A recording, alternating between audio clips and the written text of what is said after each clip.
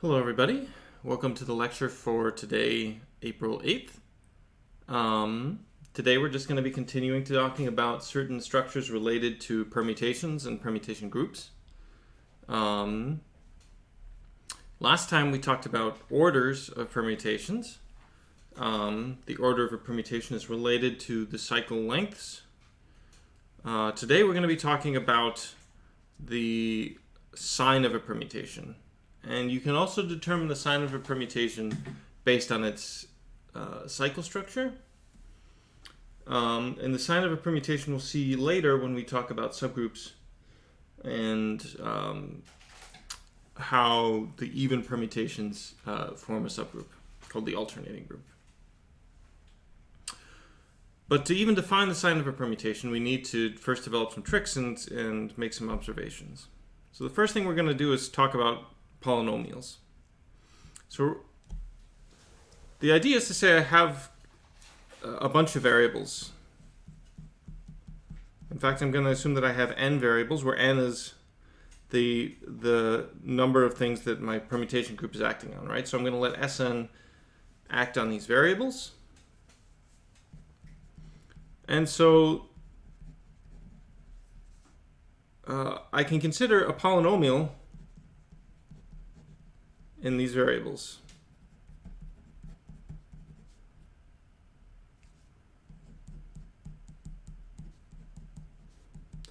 Is just a formal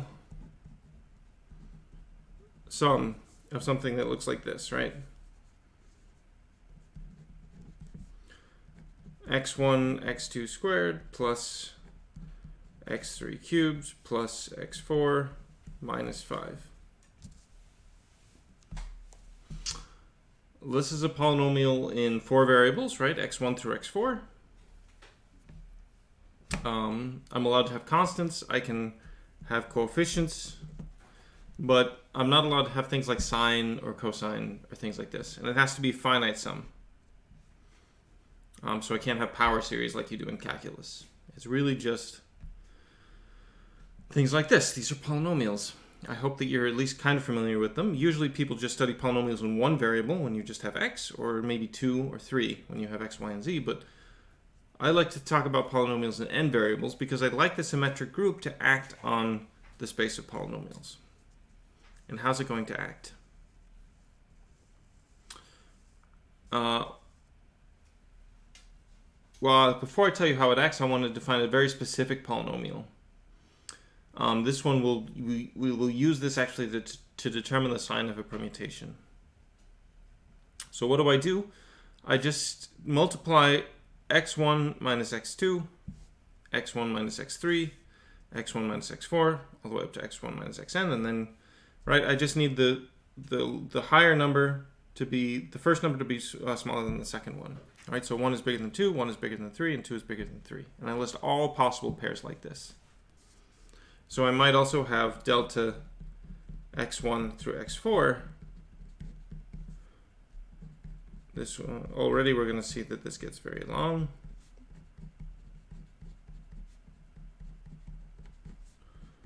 x2 minus x3, x2 minus x4, and x3 minus x4.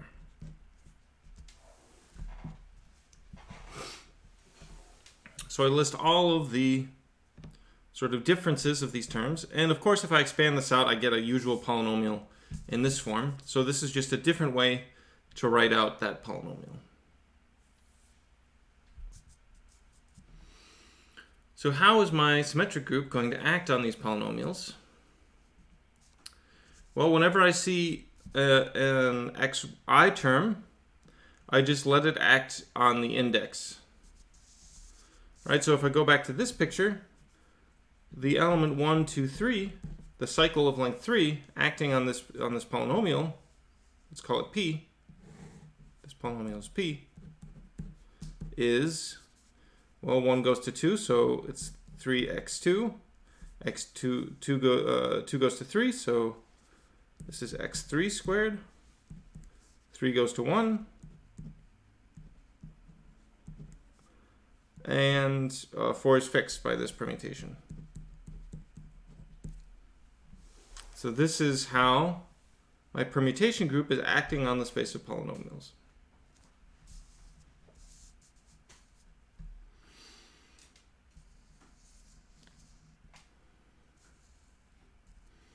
Now, for instance, here's another example. If I let it act on this delta polynomial, if I swap the roles of 1 and 2, then these two things get reversed. And then these two, the last two terms are just permuted between one another, right? This becomes x2 minus x3, and this becomes x1 minus x3. So by rearranging and seeing that x2 minus x1 is the same as x1 minus x2 in reverse, I see that I get just minus the original polynomial that I started with.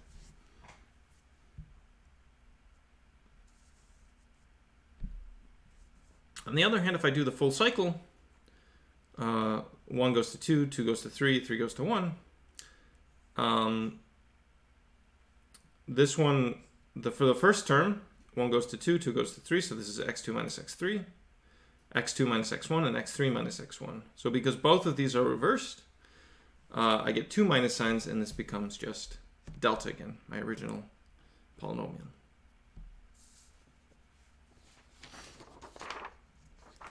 Here's just another example, like the one I did here. So what's the theorem?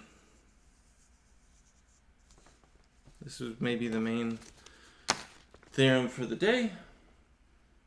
If you give me any cycle in Sn, so this is any permutation, sorry, not any cycle. Oops, this should be S of n, to stick with the book's notation. Any permutation, then either the permutation takes delta and takes it back to itself, or it takes delta to its opposite, minus delta. So a permutation is called even if it fixes delta. Otherwise, the permutation is called odd. And we'll see that there's a few reasons why we call it even and odd, even though, strangely enough, the even and oddness of a cycle is sort of the opposite of the length of the cycle. So one of the things we'll prove later is that if you have a cycle of even length, that cycle is odd, right? So the cycle 1, 2 is a cycle of length 2, but this is an odd cycle because it takes delta to minus delta. And the cycle 1, 2, 3 has odd length, that has length 3, but it's an even cycle. So it's related to the cycle length, but the source of calling it even and odd is what we'll see later, comes from a different interpretation. Okay, so let's prove this theorem.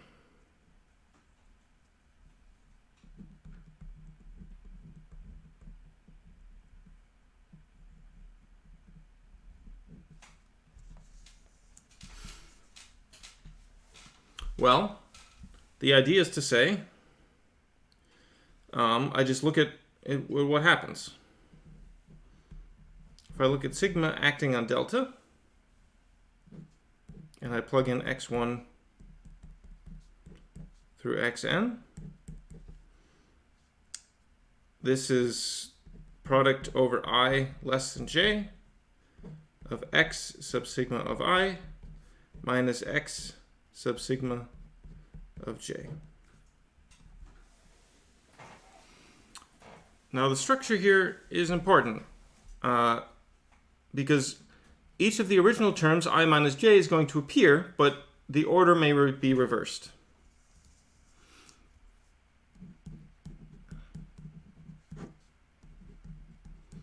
Each factor, xi minus xj, still appears,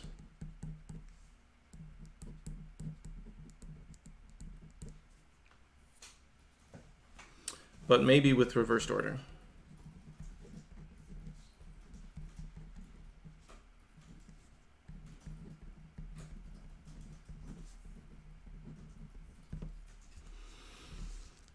So how do we prove this claim?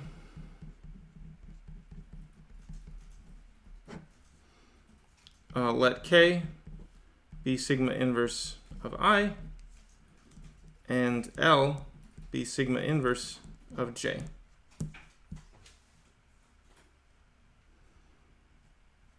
Then what happens?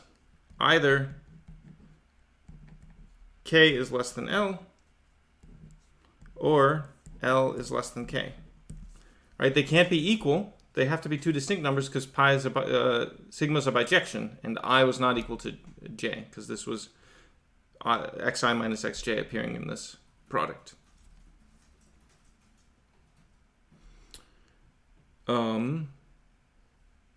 So k is less than L or L is less than k.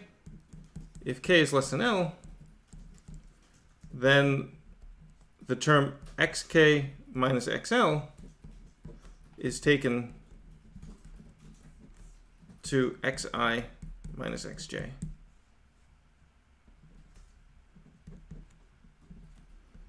If L is less than k, then xk minus xl is taken to minus, and this is where we can pick up a minus sign. So basically we look at each of these pairs and we look at how often the order is reversed.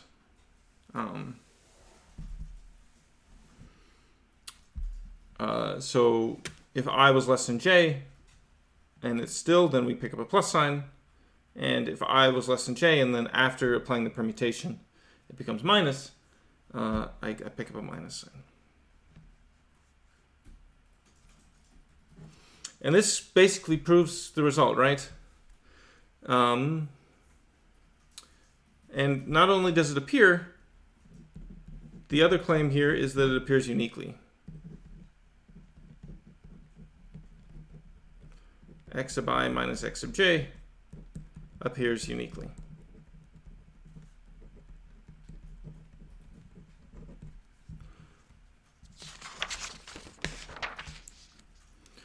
Right, since x sub k, if sigma acting on xk minus xl is plus or minus xi minus xj, then either the only way for this to happen, k equals I and L equals j, or k equals j and L equals I.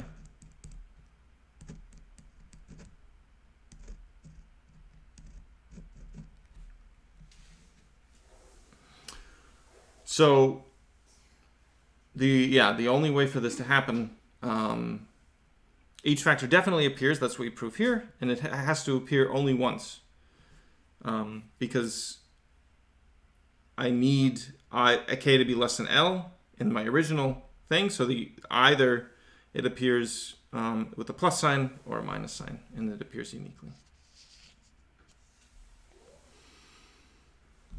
So this proves the result, right? Because when I apply sigma to delta, I apply it to each of these terms, and each of these terms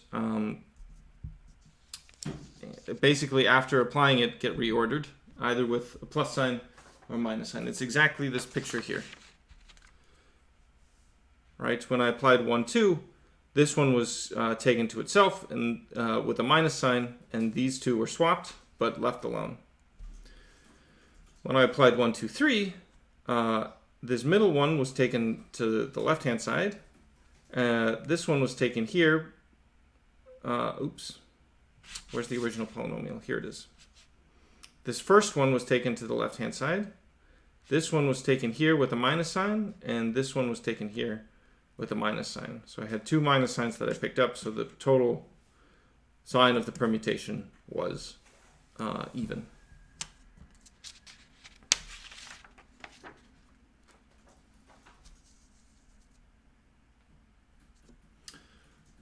Okay. So now I want to prove some properties of the sign of permutations that are related, here it is, to the group structure. So how does the permutation, the sign of a permutation interact with the group structure of the permutation. So, I don't remember the number for this, but let's do it. So the sign, SGN is short for sign of a permutation, of the identity permutation is 1. Okay, this one will be very easy to prove. If pi and sigma belong to Sn, then the sign of their composition is the product of their signs.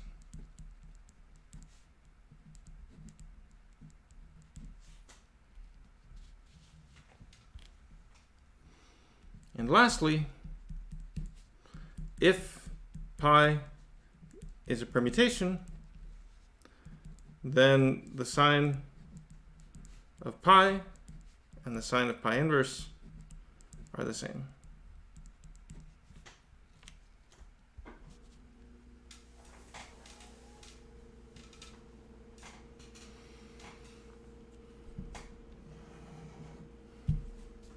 Okay.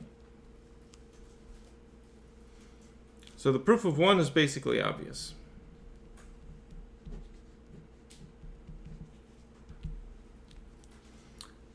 If I look at how the identity acts on delta, well, this is just delta, right? Because the identity permutation just fixes everything, right? So xi minus xj is just taken again to xi minus xj. So delta is taken to delta, and the sign of the identity is 1. It's very good. Identity is even.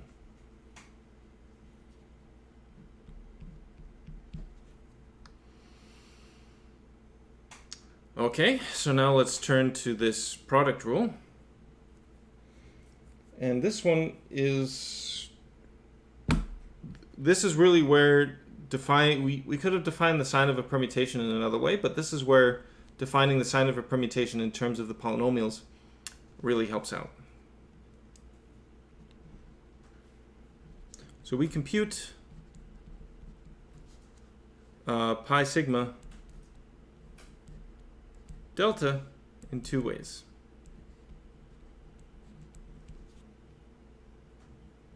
First,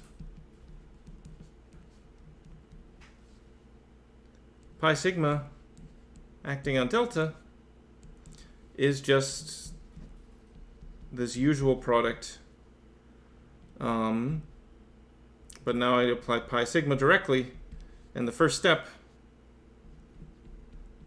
to each of the indices. All right, so I act on the indices by the composition pi sigma. So far, so good. But also, I can first act by sigma on delta and permute the entries, right?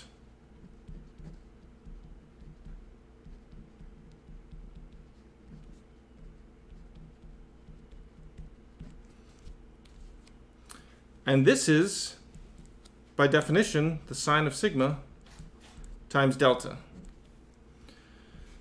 So after rearranging each of these factors of the polynomial, I can write it as the sign of sigma, so either plus or minus 1, times the original polynomial delta.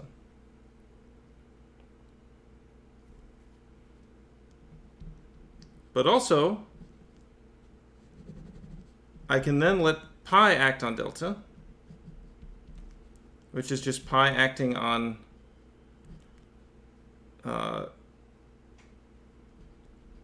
no matter what the sign is,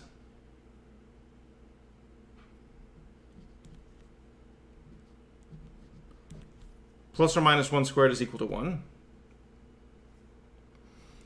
And it's easy to see that just from how I defined the way that polynomials act, right? The polynomial acts just by replacing the terms by rearranging the indices, right? So if I add a minus sign to this polynomial, this is just minus sigma of the polynomial.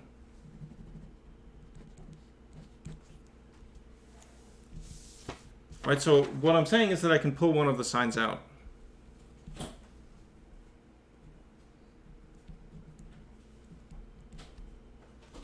Times pi acting on the sign of sigma delta. But by definition, this is just pi acting on sigma acting on delta.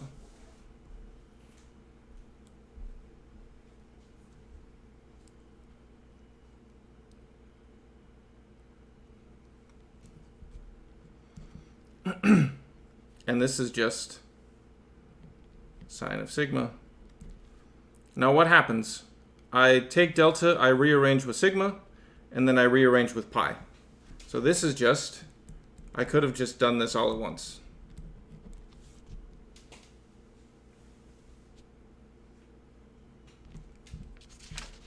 So now let's put this all together. What do I have from this equation? I have that pi acting on delta is the sine of sigma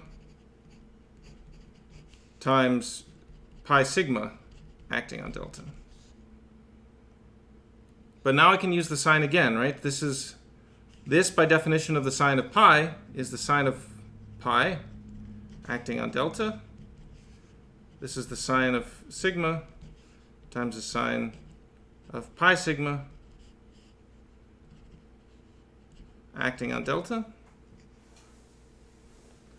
Right, so this is either plus or minus 1. This is either plus or minus 1. So I can basically divide by delta. I'm working over the real numbers here, so the only way for these polynomials to be equal is for this coefficient to be equal to this coefficient. And again, because they're plus or minus 1, dividing and multiplying is the same, right? If I multiply by the sine of sigma, it cancels with itself. So this tells me that the sine of pi sigma is the sine of pi times the sine of sigma. All right, because they're all just plus or minus 1.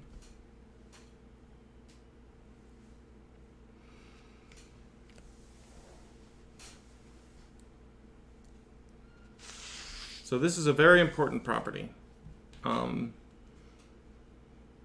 That when I multiply here, it's the same as multiplying afterwards.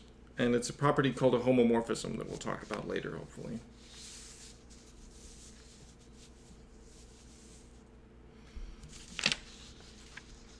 Okay, so with 1 and 2 in hand, the proof of 3 is one line. So 2 was the hard part of this statement.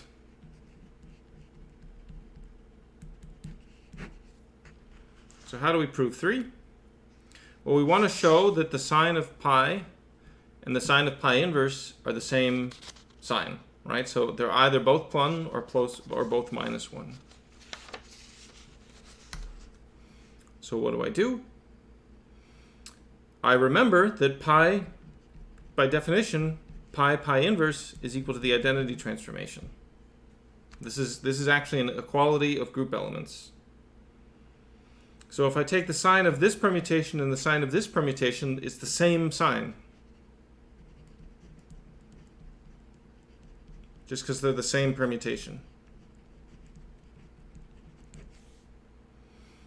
But in 2, I just showed that the sign can be distributes, right? It breaks up. So it's the sine of pi times the sine of pi inverse. Sign of identity from part 1 is 1.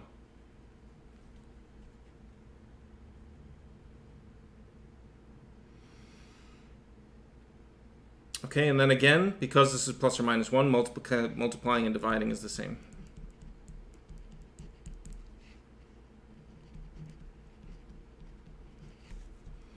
Alternatively, you can say if this is 1, then this one has to be 1. And if this one is -1, then this one has to be -1, since they're both either plus or minus 1.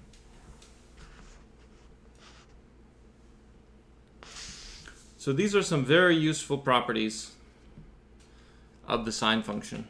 These three properties together tell you that it's a homomorphism to the multiplicative numbers. But we don't know what a homomorphism is yet.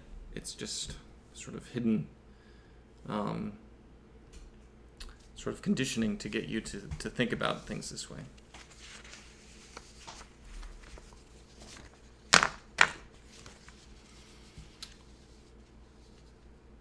Okay, so now we know what the sign of a permutation is. We know these nice homomorphism properties. Let's finally prove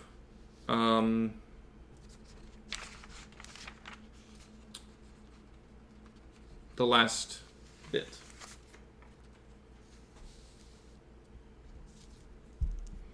So what's the last theorem that we want to prove today?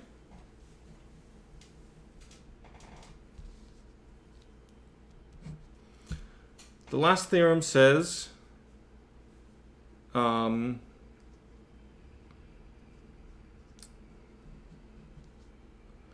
sine of a cycle is -1 to the L plus 1, where L is the length of the cycle.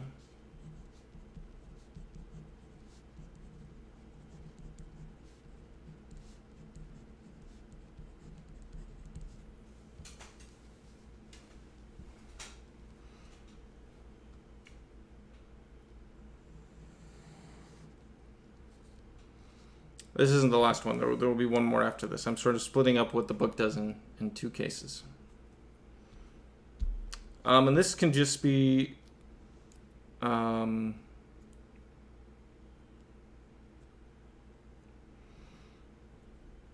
actually, the proof that I had in mind requires a bit more sophisticated techniques. So let me modify this theorem a little bit. Sorry about that. The sine of the cycle, every cycle, can be written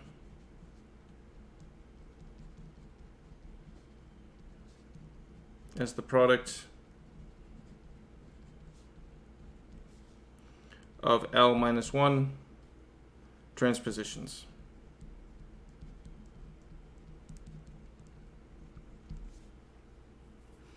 And really, this is the main thing that you use. One of the ways that you can use to prove that cycles have this structure.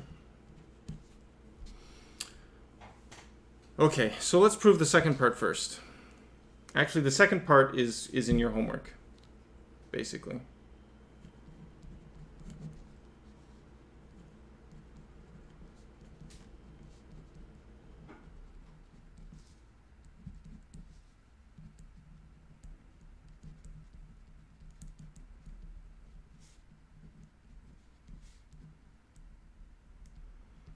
Actually, now that I'm thinking about it, I'm not sure that I defined what a transposition is. Definition. A transposition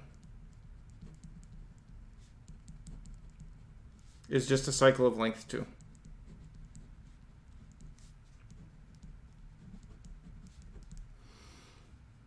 So in your homework, I asked you to prove that this cycle 1 up to k is just the product 1k, 1k minus 1, 1, 3, 1, 2. Right, so each of these is transpositions, and so I can represent this cycle by a product of these transpositions, and if I can replace these numbers by any numbers I want, right? Right, so if I want to go from A1 to AK, I just replace the numbers.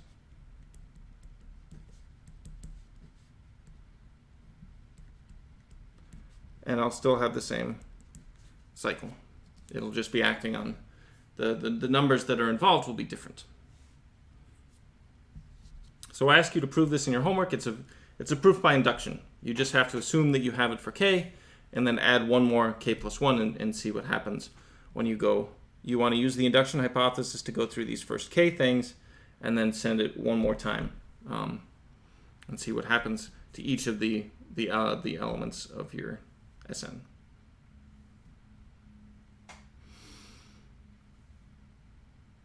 Okay, so I know that every cycle can be written as the product of L minus 1 transpositions, right? Here I have 1 up to k. I go from 1, 2 up to 1k. So it's indexed here from 2 up to k. So it's L minus 1.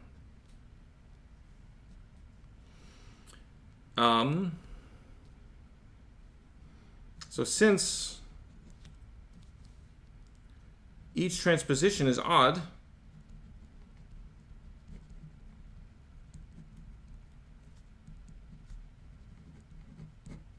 this is not difficult to see. Right? The transposition is going to flip the order of whatever comes in, right? If you have the transposition that swaps the position I with the position j, that one is going to get flipped. And, well, so the other ones will get permuted, basically. Some of them will get a plus sign, some will get a minus sign. Let's prove this afterwards. I'm going to push the proof. Sorry, I forgot that I needed to prove this as well. This is sort of the more important thing, that the cycles have, I guess this is a generalization, because for permutations, L equals 2. So the sign is minus 1. It's because it's minus 1 to the 3. So the idea here now is that if I have L minus 1 transpositions, I use this property from before.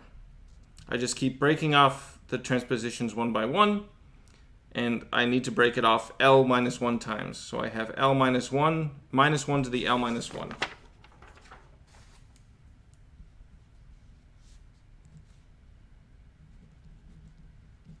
So if my original permutation is pi, I have a bunch of transpositions. There are L minus 1 of them. So this is the sign of each of the transpositions is minus 1, and there are L minus 1 of them. The sign of each transposition is minus 1, and there are L minus 1 of them. And of course, this L plus 1 and L minus 1. If I raise minus 1 to a power, it only depends on whether it's even or odd. And this is where the even or oddness comes in. Basically, the sign permutation is called even if it's the product of an even number of transpositions, and it's odd if it's the product of an odd number of transpositions. Right? And then once I know how to compute the sign of a cycle, I can use this and the disjoint cycle structure to compute the sign of an arbitrary permutation, right? I just decompose it into disjoint cycles. I check the lengths. For each of those lengths, I get a minus 1 to some power, and then I multiply those together.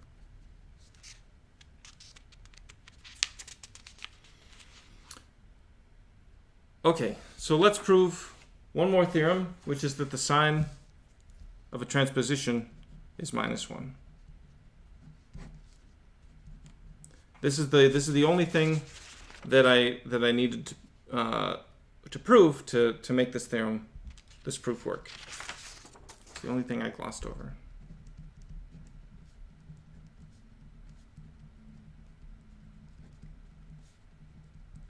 Okay.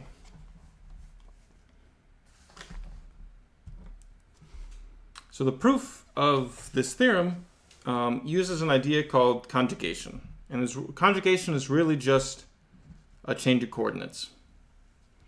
So let's prove it first, just for the transposition 1, 2.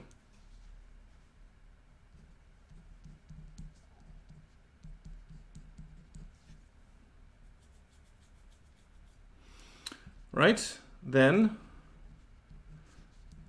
Well, let's just look at what happens with each of the factors. If I look at x1 minus x2, this is taken to x2 minus x1.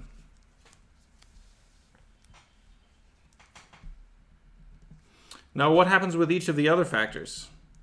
Well, the only other factors that 1 or 2 appear in, right? I can't have both 1 and 2 appearing in the same factor unless it's 1, 2.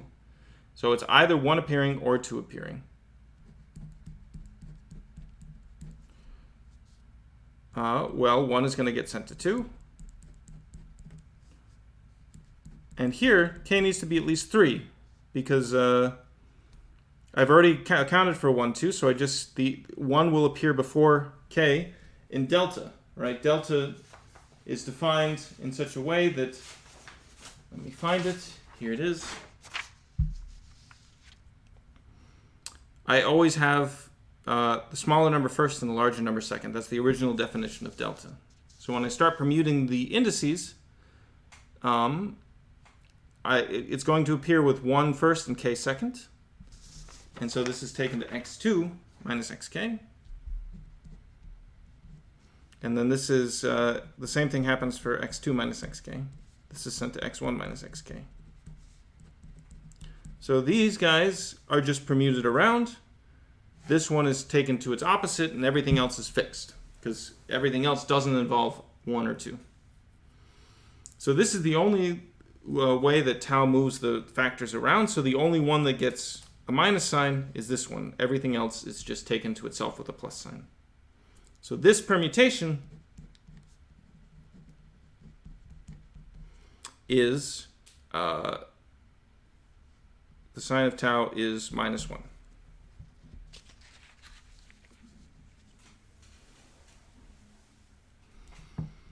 Now, okay, now we use this conjugation idea again. Or for the first time, rather.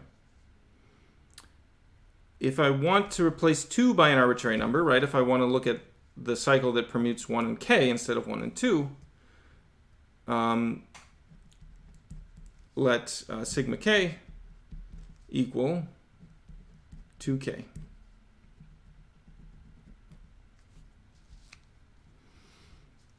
So, and an interesting thing about transpositions is that they're their own inverse.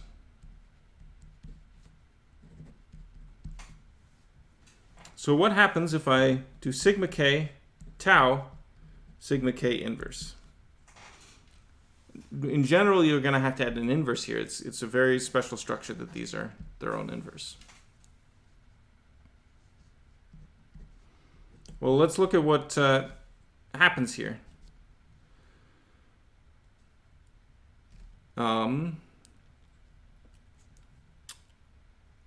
K is sent to 2.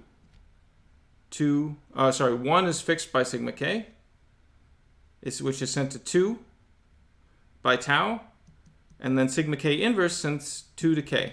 So 1 is sent to k, and k is sent back to 1. You can check this because k under sigma k is sent to 1, 1 under tau is sent to 2, and 2 under sigma k is, k under sigma k is sent to 2, right? K is sent to 2. 2 is sent to 1, and 1 is fixed by sigma k inverse. So k is sent to 1. Finally, 2 is going to be fixed. 2 under sigma k is going to be sent to k. K is fixed by tau, and then 2 under sigma k inverse is going to be sent back to k. So I have this equality. So what does this mean? This means that the sign of 1k is the sign of sigma k inverse times the sign of tau times the sign of sigma k. Now, if I knew already that the sign of a transposition was minus 1, then I would know that these were both minus 1, but I don't know that yet. But I do know that these are inverses of one another. So I can use this other theorem that I proved to know that they're the same. Sine of pi is sine of pi inverse. So sine of sigma k inverse is sine of sigma k. In particular, when I multiply them together, I get 1. Because it's either minus 1 squared, which is 1, or it's 1 squared, which is 1. So this is just the sine of tau. And I just proved that tau has sine minus 1. So the sine of the transposition that swaps the position of 1 and k is minus 1. And now I do the same thing. Right? The sigma k I think of as a swapping of the roles of 2 and k. Right? Tau, this is like my change of coordinates. So my original coordinates is just a list of numbers from 1 to k. And I let tau swap 1 and 2. So sigma k is a change of coordinates that swaps the role of k and 2. So before doing this change of coordinates by sigma k, tau swapped 1 and 2. But after doing the change of coordinates by sigma k, tau swapped 1 and k, because 2 and k were swapped in the change of coordinates. It's just like matrix conjugation being a change of coordinates.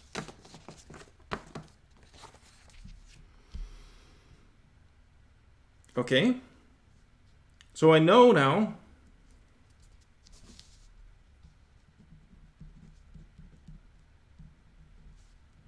that the sine of 1k is equal to minus 1 for every k, not equal to 1.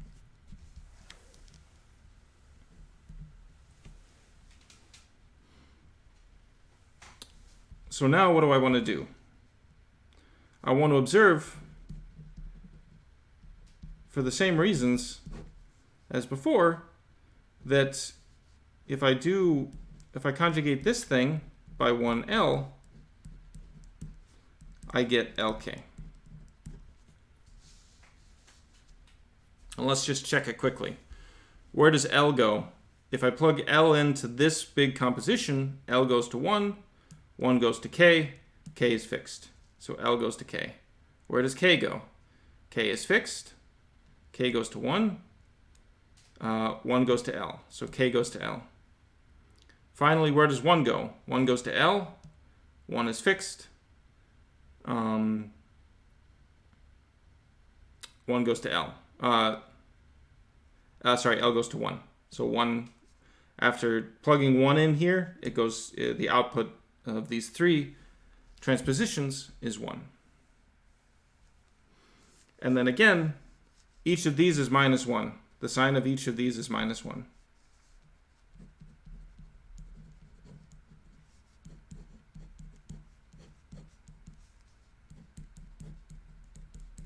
So the sine of any transposition LK is 1.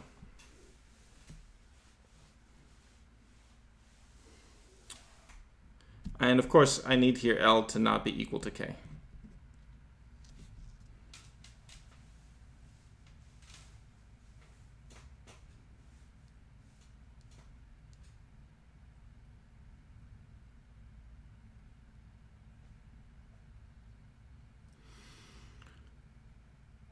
Okay, so this proves this theorem, that the sine of any permutation is odd. We started just by proving that one permutation is odd, and this used somehow the fact that 1 and 2 were the first 2 numbers that appear in any of the in any list of numbers.